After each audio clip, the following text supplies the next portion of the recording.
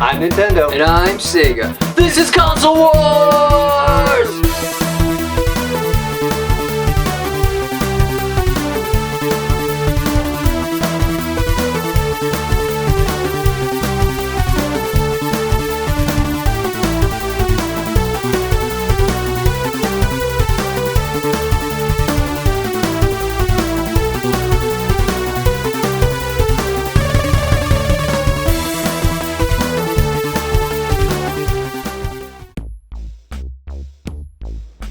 Hey, your dad just dropped off this box of your stuff. He couldn't stay. He said something about your family dog getting hit by a car. Oh, sweet. You seem pretty happy for that news. Huh? Oh yeah, that dog, he's tough as nails. You know, one time he ate a whole jar of peanut butter. I'm sure he'll be fine.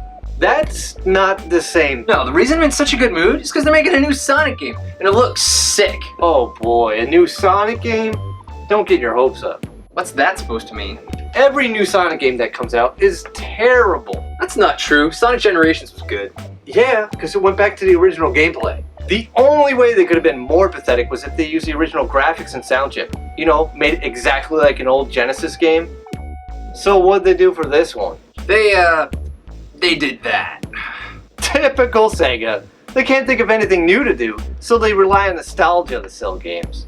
There's nothing wrong with a little nostalgia. It's way overused in our generation. I think you're exaggerating. They sneak that stuff into everything we watch, and it's supposed to make it better because we had it when we were a kid?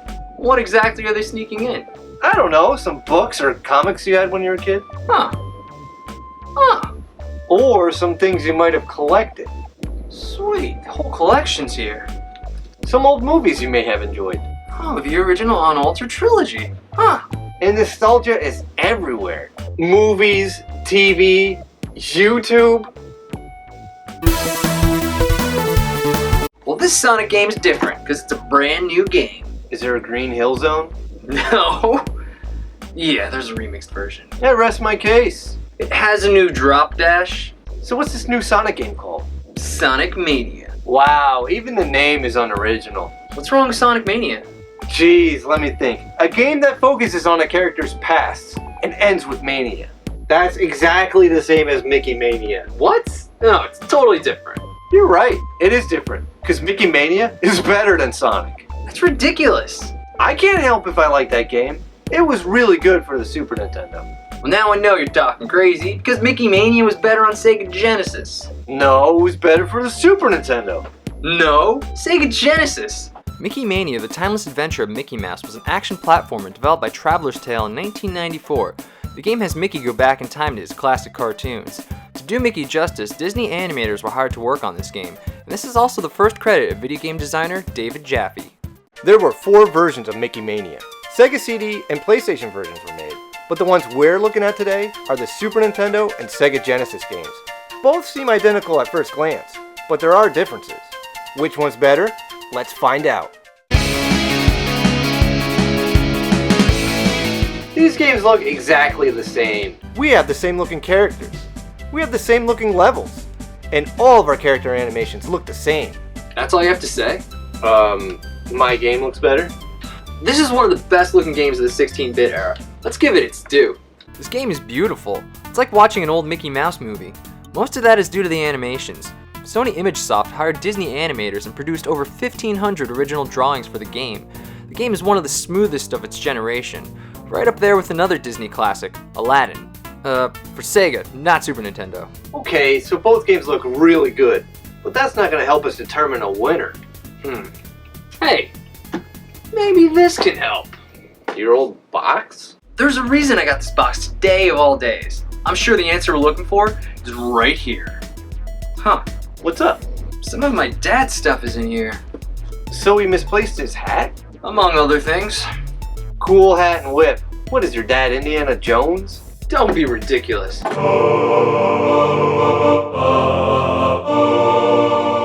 that? No. Can't be. And besides, it's missing some jewels. Wait a minute. That's it. Missing. Your game's missing some things. Take a look at the opening level. See the film on the sides and the film grain effect? And on Super Nintendo, that's all gone. Where'd the original film and graininess go? And take a look at the background of this boss battle on Sega. See the window with the rain on the outside? And on Super Nintendo, just wall. And here's a fun game to play. It's called Where'd Pluto Go? Here he is on Sega, and on Super Nintendo, Where'd Pluto Go? Here he is again on Sega, and on Super Nintendo, Where'd Pluto Go? Why no love for Pluto? Who made that decision? Neil deGrasse Tyson? Well, your game is missing things too. The Sega game is missing some details in some levels. Check out this level. See all the dishes in the background? Some are so far back, all you see is their silhouette. And on Sega, no silhouettes. And check out this level on Super Nintendo. See the stars and the moon? And on Sega, nothing. Both our games lack details. That's true, but I forgot to mention one thing. My game has the better screen resolution. The horizontal screen resolution of the Super Nintendo game is cropped, and the Sega game gives you the full picture. This isn't the first time Super Nintendo did this to a Disney game, and in this game, where the Disney animators went all out, you want to be able to see more of the game. With a higher screen resolution and details the Super Nintendo game lacks, graphics go to Sega Genesis.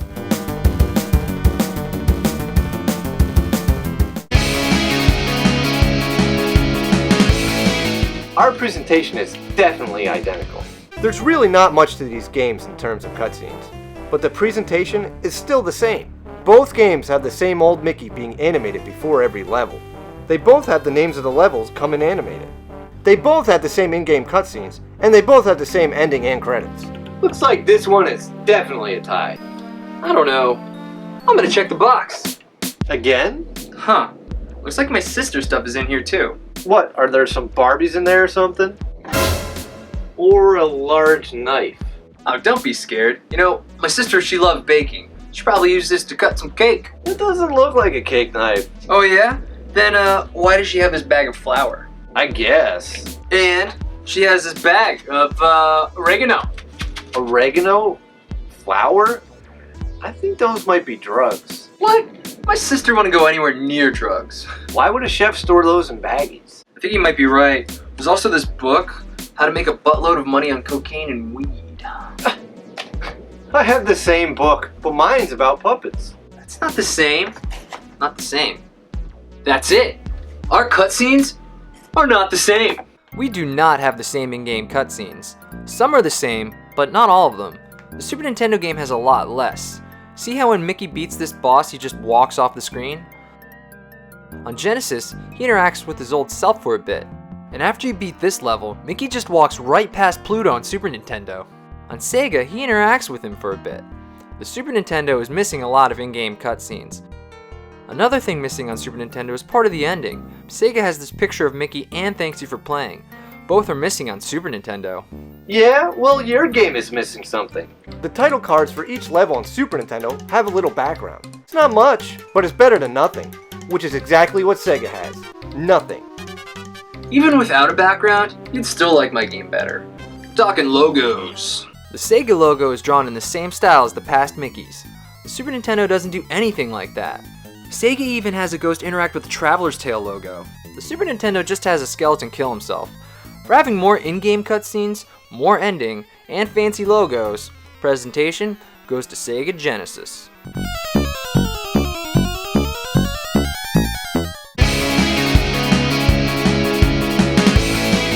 Well, our sound is... You better not say identical. No, I was gonna say they were different. My music is much better.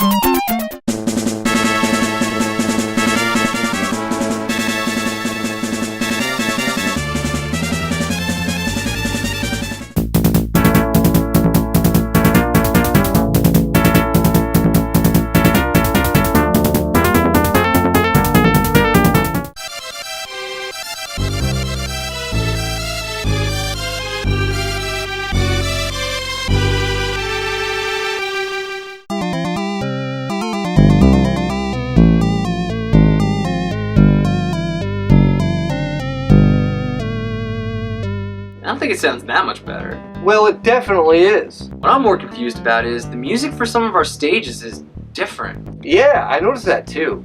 The songs are the same, but your game really messed with the order. My game? Your game definitely messed with the music. The music in my game sounds stage appropriate. Sega reused a lot of the action-heavy songs.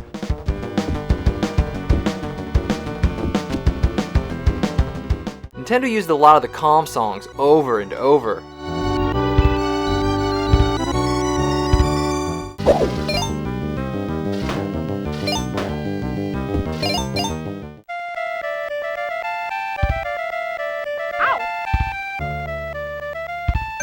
The Sega game also changes the music during every boss fight.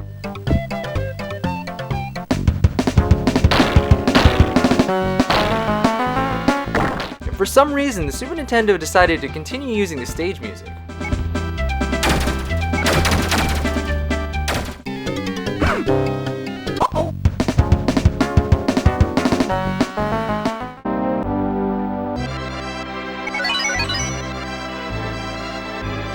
And you're also just missing some music. There's a little tune that plays in Sega when the title card drops down. Not much, but at least it's something. You know what Super Nintendo has? Nothing. Every time. Nothing. Plus, the Super Nintendo is missing this song entirely.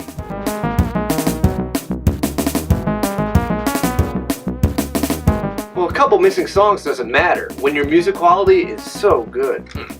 There's still one more way to determine best sound. No, not The box! I'm sure we'll find something. Whose stuff is it now? It's my brother's. He left his old police uniform in here. Really? Let me see. Sure. What? This isn't even a real uniform.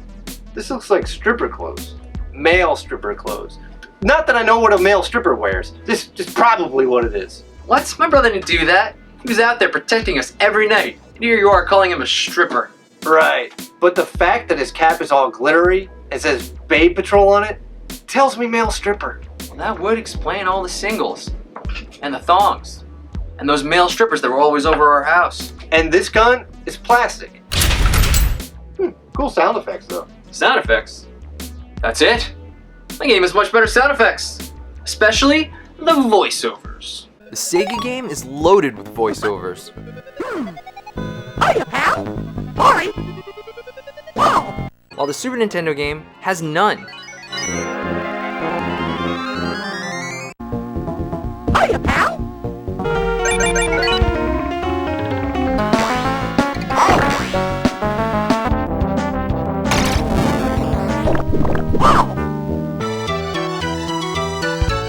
The options menu on Sega even lets you listen to voiceovers. Here, boy! Hiya, pal! That doesn't even exist on Super Nintendo. It's like the Super Nintendo game didn't even try. I have voiceovers. Uh-oh! Ow! That's still a lot less than the Sega game. With more songs, more upbeat tunes, and more voiceovers, best sound goes to Sega Genesis. Hiya, pal!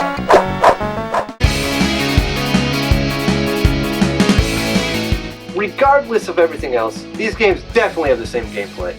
Both games are action platformers. You kill enemies by jumping on them or throwing marbles. You play through various levels from Mickey's history. There's a little gameplay variety, but not much. Both games are pretty easy and fairly short. These games play exactly the same. Do they, though? I think this is a job for the box. Somehow my mom's stuff is in here. And what weird stuff does she have? The Dead Sea Scrolls? Nuclear launch codes? Nazi gold? No, it's much worse. Let me see. Are you serious? This is awesome! Look at all these old Nintendo powers! Yeah, she brings shame to the family. Hey, this one has Mickey Mania in it. I'll take that. No, I want to see. No. No. I want to see it. Well, Let me see. well. What do we have here? Mickey's looking at his watch for what seems like years at a time. It's annoying after a few times. Wait, are you telling me that the Super Nintendo game has loading times? In between every stage in the Super Nintendo game, you get a loading screen with Mickey staring at his watch. It kills the flow of the game. Every time you start a level, loading screen. Every time you beat a level, loading screen. Every time you die, Loading screen. Why? Could the Super Nintendo not handle the power of Mickey Mania? It's not that big of a game, so I don't understand why it has all these loading screens. You know how many loading screens the Sega game has? None. Stop using a magazine if you're just going to read the bad parts. Listen to the review. Good play control and variety.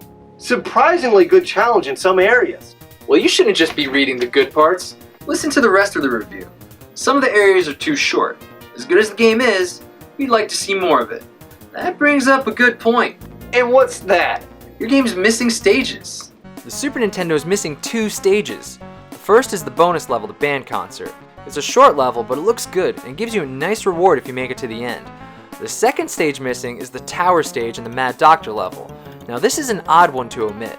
The tower itself looks rendered in 3D, so maybe the reason it was omitted was because the Super Nintendo couldn't handle it. Well, later in the Prince and the Pauper level, there's another tower stage that looks identical, and the Super Nintendo has it. So the Super Nintendo has one tower stage, but not both. Why? I thought Mode 7 was supposed to handle this kind of stuff. And of course, once again, having a better screen resolution helps. The better horizontal screen resolution makes it easier for you to see your surroundings. Pretty important in a platformer where you have to jump a lot. The resolution also affects turning. Whenever you turn on Super Nintendo, the screen pans heavily. It can be annoying. It's not a problem on Sega. With no loading screens, more stages, and a better screen resolution, best gameplay goes to Sega Genesis. While both games seem similar at first, one game is definitely better, and that game is Mickey Mania on the Sega Genesis. It has better graphics with a higher screen resolution and some extra details. It has better presentation with more in-game cutscenes and a few added extras. It has better sound with more upbeat song choices, more music, and actual voiceovers. It has better gameplay with more stages and no loading screens. I don't know what happened when they made the Super Nintendo version, but they did everything wrong. They left out so much and threw in loading screens as an extra slap to the face. The ending says, if you enjoy this game, buy it twice. Nope, just once, and make sure it's the Sega Genesis game. Best Mickey Mania goes to Sega Genesis. That can't be it. I don't know what to tell you. No way. My game's better. Let me see this box. I'm sure there's something in here to prove my game's better.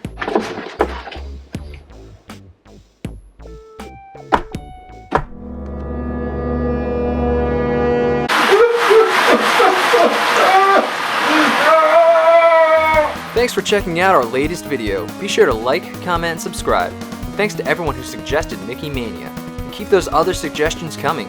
We will get to them. Also, thanks to Xavior TheLycan for his donation of the 2 games. And be sure to check us out on Facebook, Twitter, and Instagram for more Console Wars goodness. Later. Oh, the smell! It's so funky! Is that alright?